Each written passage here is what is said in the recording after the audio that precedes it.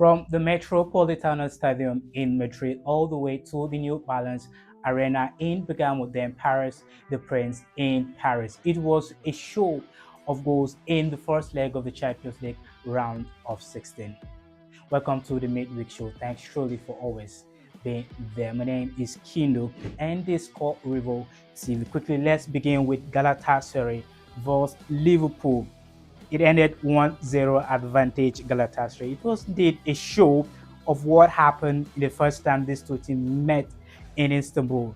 Galatasaray could not get more than just a goal again against a Liverpool side, and also Liverpool failed to score a goal consecutively two times meeting Galatasaray in Istanbul. So what it means now is it does look like it's still in the hands of Liverpool going all the way back in the second leg at Anfield. So Galatasaray now more likely on the edge because I expected that on the second meeting in Istanbul they should be able to score at least more than a single goal against the Liverpool side, but they failed to do so. Just one goal, and Victor Osimhen got an assist, but that's all they could do against the Liverpool side as they failed to score more than just a single goal. And also, I expected that Liverpool, could give more than what they did, provided that they've met before in that same stadium not quite long ago at the beginning in the knockout in the playoff stage. But themselves they failed to get a goal on the second meeting in Istanbul. So it means that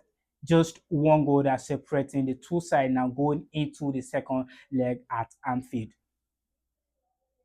Galatasaray failed to score more goals. Liverpool failed to get a goal in the second half. So it does look to me like it is now in the hands of Liverpool to decide what happens, who gets to qualify into the quarter finals. Indeed, I will go for Liverpool because they are now at home, and if they manage to score two goals without conceding, it means that they can proceed into the quarter finals because teams are very, very tight now for Galatasaray, having just one goal advantage at home. Now, going away is going to be more difficult for them to get a goal even against a Liverpool side that will most likely keep them into the tie. So Liverpool get two goals, definitely they get to qualify into the quarter finals. Now let's move from Galatasaray and talk about Atalanta versus Bayern Munich. 6-1 it ended in Bergamo. Now, I did talk about this Bayern Munich side. They look very fierce, very deadly. They play very fast football. I did mention the likes of Michael Olisa in my preview, and indeed, he showed up again, scored two goals, and provided an assist to make sure that they got things even done away from home. With that result, it most likely look like it is a done deal for Atalanta in the Champions League this season. Perhaps they will have to try again next season because of six goals. When you concede six goals in your own home ground, means like ah, definitely it is a done deal because even if Miami decided they're not going to score more goals, they just need to protect that lead, and they are all done to the quarter final. So definitely, it definitely looks like it is a done deal for Atalanta in the Champions League this season. Let's talk about Atletico de Madrid versus Tottenham Hotspur.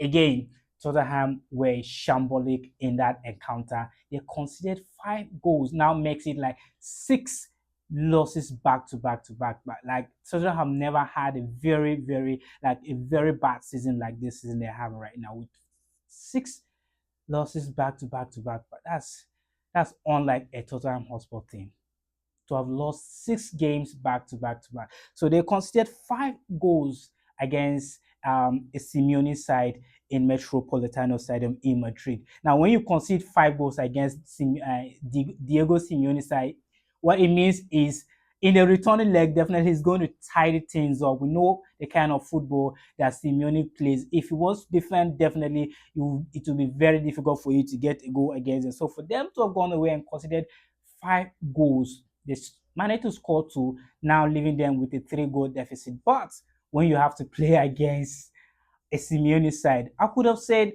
perhaps they could still score, get something out of it in the returning leg at home. But the Tottenham side we're looking at right now doesn't look like that team that can manage to score three goals at home without conceding, which I don't even think is possible because when you have to play against a Simeone side, definitely it is something you have to be worried about because he can play a very defensive game when he intends to. So it does look to me like, yeah, it is going to be a very tough one for Tottenham to qualify to the quarterfinal because with 5 goals, 3 goal deficit, definitely to me, it is a done deal in that game. When you watch that game, you saw that Alvarez was very, very influential in that game.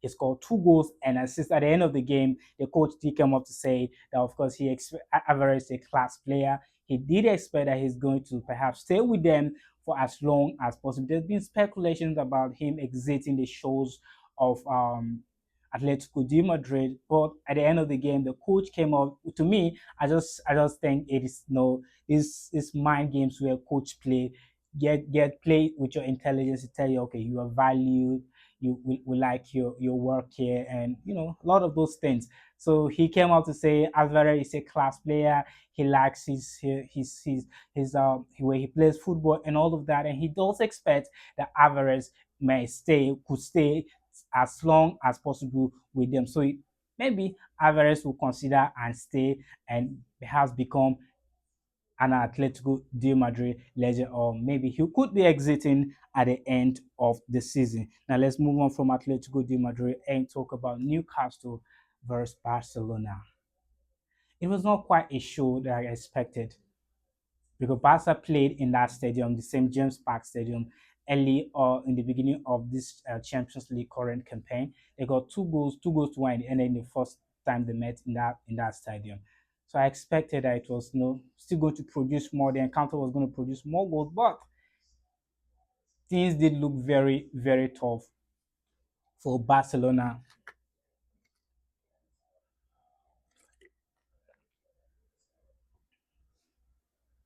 Things look very, very tough for Barcelona. They could not score a goal. It took 90 plus before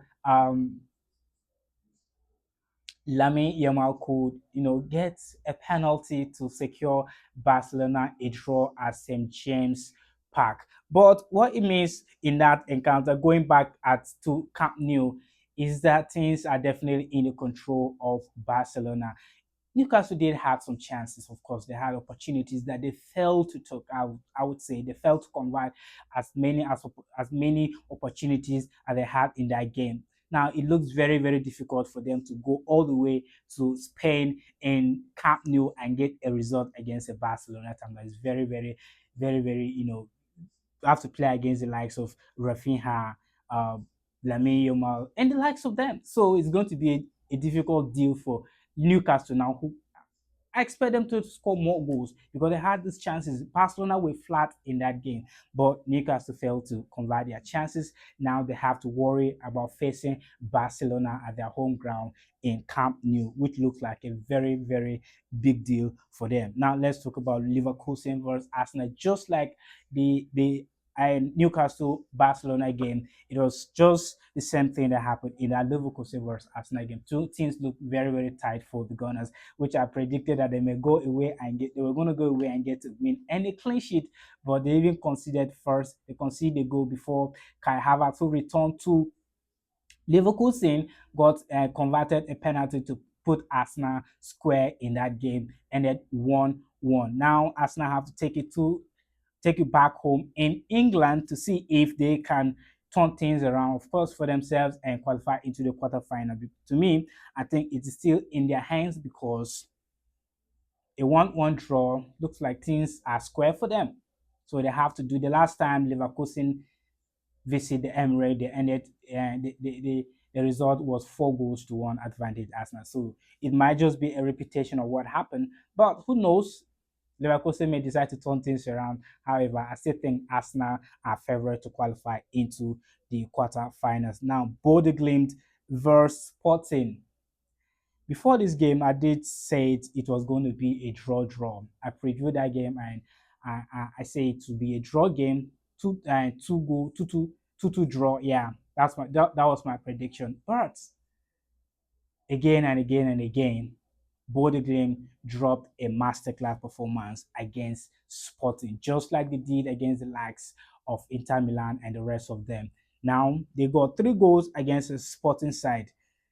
It's looking like it might just be a repetition of what happened in 2016 in the Premier League. You remember the season where Leicester City from nowhere came as underdogs and snatched the Premier League in 2016. So it might just be that season where Bodø will go all the way to the finals and clinch the title. Who knows? It looks likely like so because right now with this 3-goal win, that's how they did it against Inter Milan. They went to San Siro. I was hoping Inter would turn things around and sent Bodø back to Norway, but they even got they got the first goal in San Siro. So now with 3 goals advantage going against Sporting, they just need to pack the balls. Definitely, to me, they just need to pack the balls, maybe at most concede 2 goals, and they still qualify into the quarterfinals. Well, let's see how Sporting respond to that scoreline. Perhaps they could do better than what Inter Milan did and turn the tables around. They could afford to score 4 goals, who knows, and not conceding. Definitely, they'll see themselves into the quarterfinal. But we'll wait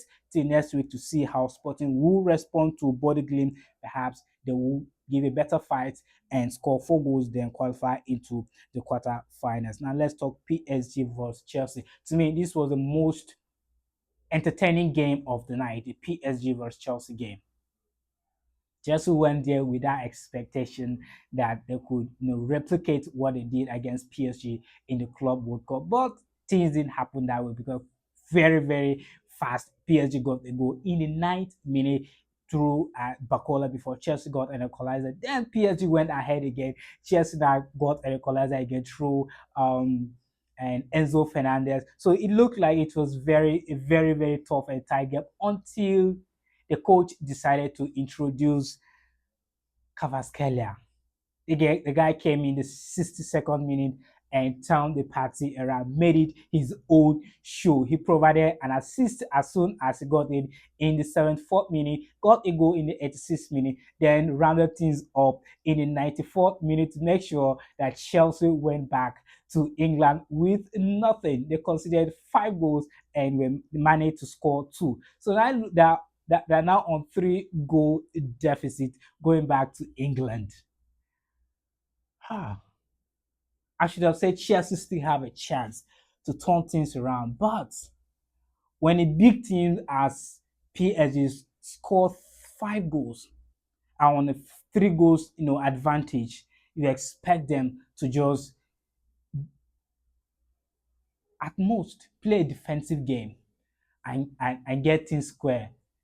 At the end of the day, they get to qualify because they don't have so much to do. The job is already done. 3-goal advantage, definitely.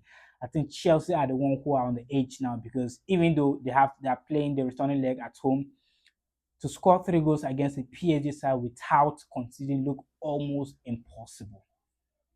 It looked almost impossible. So all PSG need to do is to defend all through the game and maybe concede 1 or at most 2 goals, and they'll still qualify into the quarterfinals. So it looks very tight for Chelsea now. If they must qualify into the quarterfinal, definitely they'll have to do something extraordinary. Perhaps score 4 goals against a PSG side without conceding, which is very much unlikely. But we can only wait to see what happens in the returning leg at the bridge. Now let's talk about Madrid versus Manchester City. Definitely, I didn't see this scoreline coming. I didn't see this one coming at all. I predicted City to win that game. I knew it was going to be tough.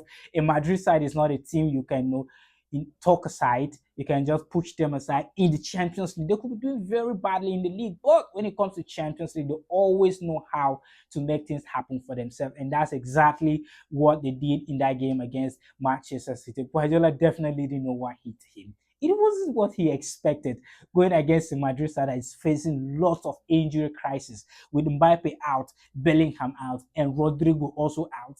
It was a Manchester City game to win, but again and again and again, Madrid will always show class in the Champions League. So it was a Federico Valverde show. He got a hat trick in the first half to make sure that Manchester City go back home with nothing.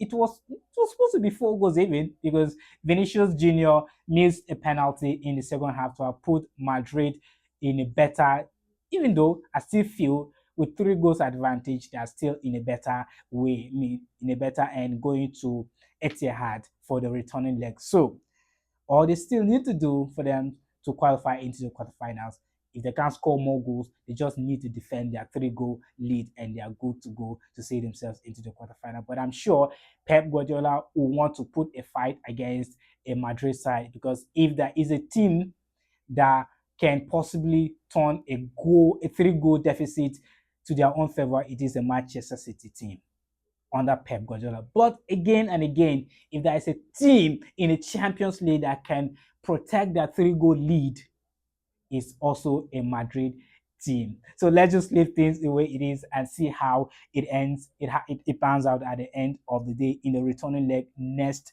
week. Now, if you look at the features, the first leg of the round of 16, you realize that no English team actually won their game. It is only Arsenal and Newcastle that managed a draw. Arsenal got a draw away, while Newcastle managed a draw at home, which still look like they don't stand a chance to qualify into the quarterfinal, because the returning leg is against Barcelona in Camp Nou. So you see, it's very, very difficult for them to go to Camp Nou and get a result against the Barcelona side. Arsenal may stand a chance, definitely does stand a chance, yes, because they're playing at home and they are, of course, favorite to qualify into the quarterfinals. But see, Chelsea, they are on a 3-goal deficit. They have to overturn 3 goals against a PSG side for them to qualify into the quarterfinal. A very Herculean task for Chelsea, if you ask me. Then Tottenham Hotspur. Even before this game, I didn't see them having a chance against Atletico de Madrid side. A Diego Simeone side that knows how to pack the ball and get a job done when it comes to defending against a team. So definitely, well, I don't want to count them out, but it looks very, very tough for Tottenham Hotspur. Then Liverpool, it might look like just Liverpool and Arsenal that will likely be qualified into the round, into the quarterfinal realistically. But in a game of football, it is only 90 minutes that can judge. So we leave things the way it is and see what happens in the returning leg. Most of the English team, it's only only Newcastle that will play away. The rest of them, the 4 teams, will be playing at home. So maybe they could take advantage of the home ground and do something extraordinary and turn the result around. But for Newcastle, Tottenham Hotspur, and Chelsea, things look very, very tough. I know Liverpool and Arsenal could cough up something and qualify, but for the other 3 teams, well, it is only 90 minutes that can determine what happens at the end of the day. Now, that's the size of the show for today. We'll see again in the preview of the second leg, and you'll meet me on Friday for Premier League weekend preview. Thank you so much for always staying tuned and engaging our content. Don't forget to subscribe, like, share, and follow us across social media platforms. Thank you for today. See you on Friday.